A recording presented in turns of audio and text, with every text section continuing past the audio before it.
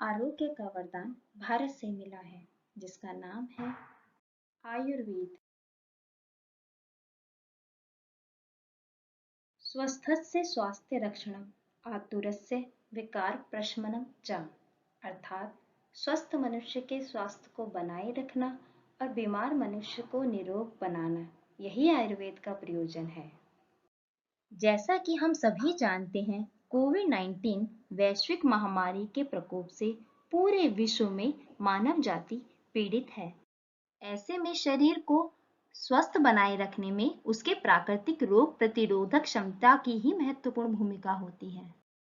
हम सभी जानते हैं कि मॉडर्न साइंस अभी तक कोविड-19 की दवा बनाने में सफल नहीं हुआ है। वह अभी तक सिर्फ लक्षणों की ही चिकित्सा कर रहा है।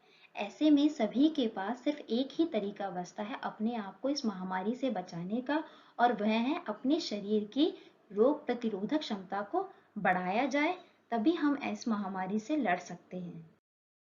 आयुर्वेद इतना वास्तविक है कि आज से 5000 वर्षों पूर्व भी चरक संहिता और सुश्रुत संहिता में जन्पोध्वंस, आगंतुज रोग और औपसर्गिक जैसे रोगों का वर्णन किया गया है।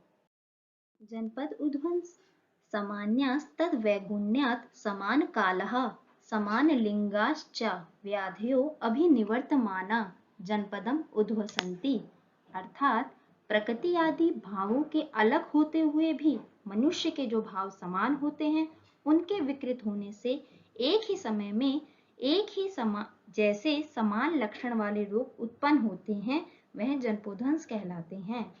जनपदध्वंस के 4 कारण बताए गए हैं: देश, वायु, काल और जल का दूषित होना।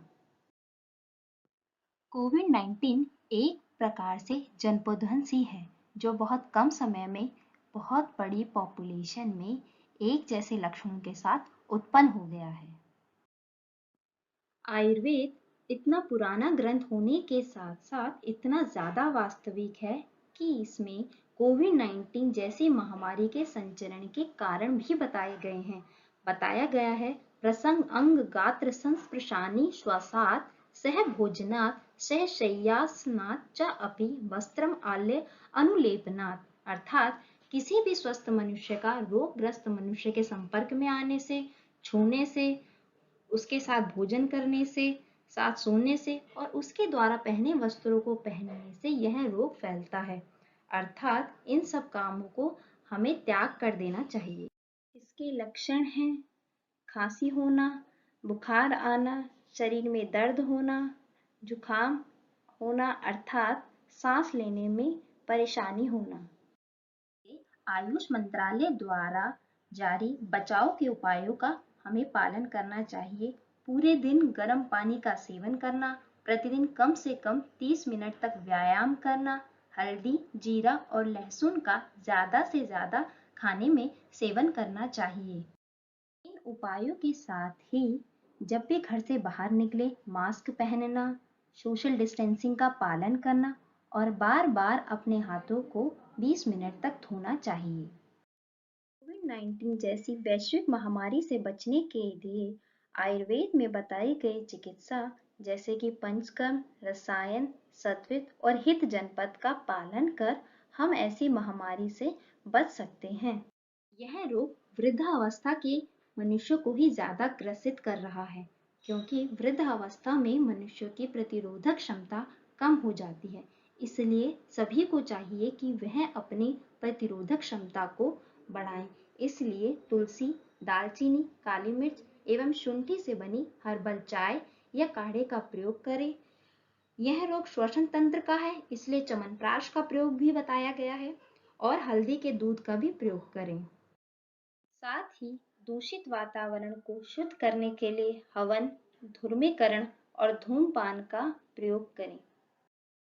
और यदि किसी को सूखी खांसी या गले में खराश हो तो पुदीना या अजवाइन को जल में डालकर उसकी भाप लें।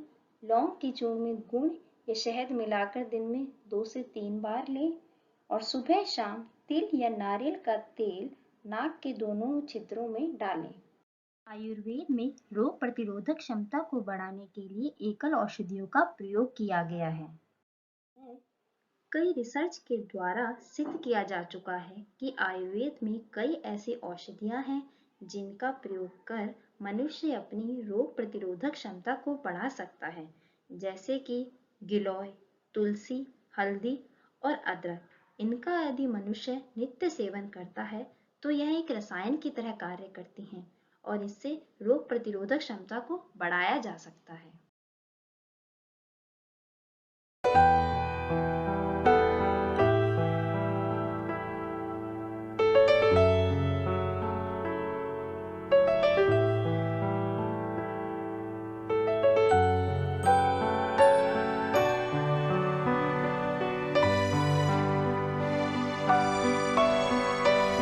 ये उपाय सामान्य सूखी खांसी एवं गले की खराश के लिए लाभदायक हैं।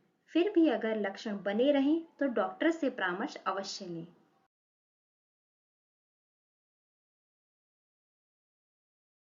इसलिए प्रकृति को दूषित ना करें, जल, देश, काल और वायु इनको दूषित होने से बचाएं, क्योंकि प्रकृति जितना देती है समय आने पर उससे ज्यादा किसी न किसी महामारी के रूप में हमसे वापस भी ले लेती है।